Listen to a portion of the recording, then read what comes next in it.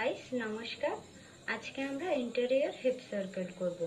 ফার্স্টেই আমি আমার নিচটাকে হালকা বেন্ড করব, চেস্টটাকে হালকা লিফট করব, উপরে রাখবো। এবার আমি আমার ডান পাশের কোমর দেখতে পাচ্ছ, আমার লোয়ার অ্যাবস দেখতে পাচ্ছ, আর বাঁ পাশের কোমর দেখতে পাচ্ছ।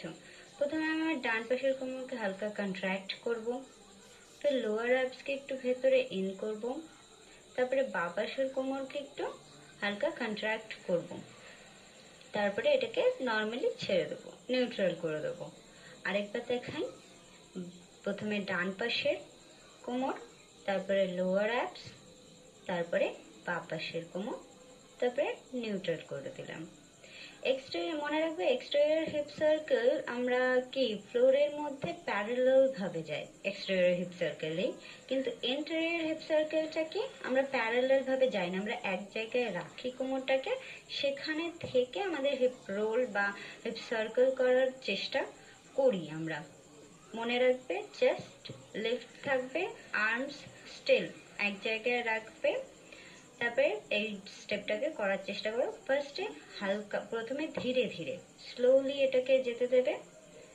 যখন এটা দেখবে হয়ে আসছে, তখন এটাকে একটু ফাস্ট করার চেষ্টা করবে, দেখতেই পাচ্ছ।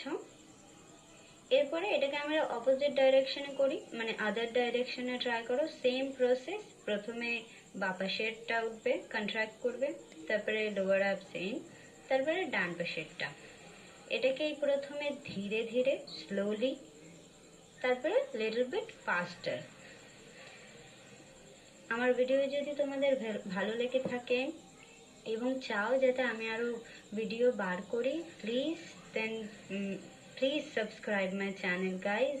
I really need your support guys. Okay, thank you, bye bye.